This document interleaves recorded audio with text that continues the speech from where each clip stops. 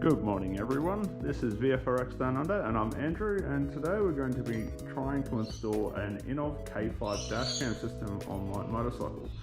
I've had this bike for about a year now, and I've done a couple of modifications to it, mainly the rear rack, the tank ring, and we've put some crash bars on it as well. So not too much stuff so far, but today we're going to try and get this system installed and see how it goes. This is the Innovv K5 dashcam system. So we've got a rear camera, that's the microphone, that's the remote control. We've got the front camera, we've got all the mounts, the DC converter, and then the GPS unit. So this is the rough positioning, well not positioning, this just shows whereabouts on the bike it's going to be going. So we'll see how this goes.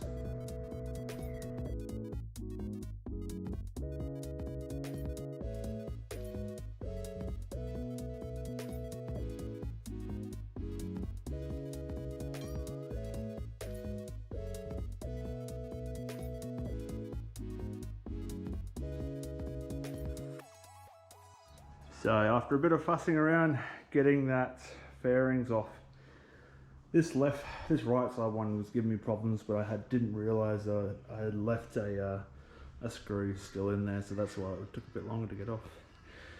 But yeah, so after getting all this off, I think I'm going to install the dash cam onto this plastic fairing that clips up underneath here. I think that would be the best spot to put it.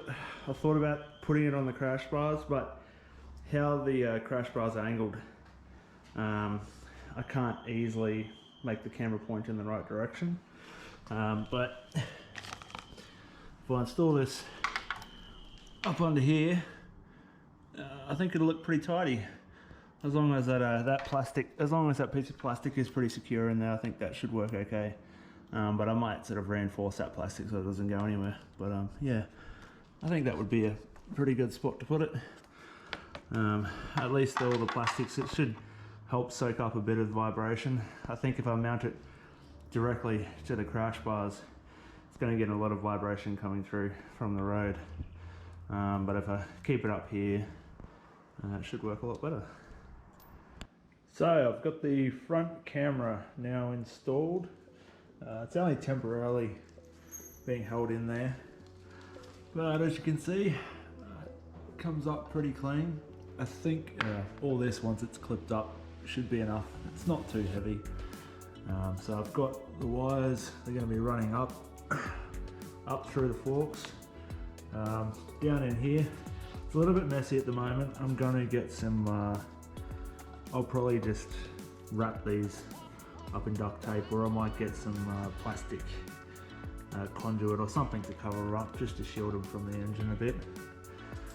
Now I've got the rear camera installed as well. It's super tidy. I'm really happy with how that came out.